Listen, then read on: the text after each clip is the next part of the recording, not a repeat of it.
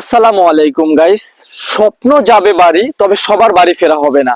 কেউ আবার ট্রেন দুর্ঘটনায় সাথে সাথে মৃত্যুবরণ করবে, কেউ আবার লঞ্চ দুর্ঘটনায় সাথে সাথে মৃত্যুর পথযাত্রী হয়ে যাবে।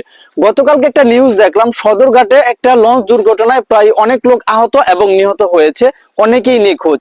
আবার গতকালকে সেম সময়ে একটা দুর্ঘটনা দেখলাম ট্রেনে, উত্তরবঙ্গে সেম ট্রেন দুর্ঘটনায় এই ঘটনাগুলো হয়েছে। আপনারা যারা স্বপ্ন যাবে বাড়ি, বাড়ি ফিরবেন ভাই সময় হাতে নিয়ে বাড়ি ফিরবেন, কোনো তাড়াহুড়া আহতও করবেন না। একটা জিনিস মনে রাখবেন, সময়ের থেকে জীবনের মূল্য অনেক বেশি।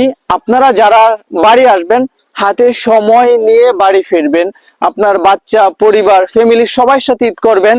আমার ভালো লাগবে, আপনাদের ভালো লাগবে। আপনারা যদি সময় স্বল্পতার জন্য তাড়াহুড়া করে ট্রেনে, বাসে, লঞ্চে উঠতে যান, যে কোনো সময় আপনাদের একটা দুর্ঘটনা ঘটতে পারে। সবার কাছে হাত জোর করে রিকোয়েস্ট করব ভাই, আপনারা সময় নিয়ে বাসা থেকে বের হবেন।